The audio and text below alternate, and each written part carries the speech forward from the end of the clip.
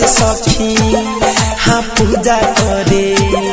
मैया के शरण में कॉपी कलम धरे चल सखी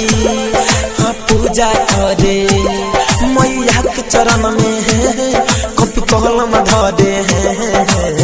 सुन को भी माँ को हुआ ना बाजता धनम जहिया के गाना झूमत गौवा जमाना बाजता धनम जहिया के गाना चल सखी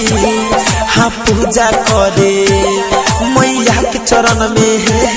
कॉपी कलम धरे सुन को भी माँ को हुआ ना बाजता धनम जहिया के गाना झूमत गौवा जमाना बाजता धनम जहिया के गाना।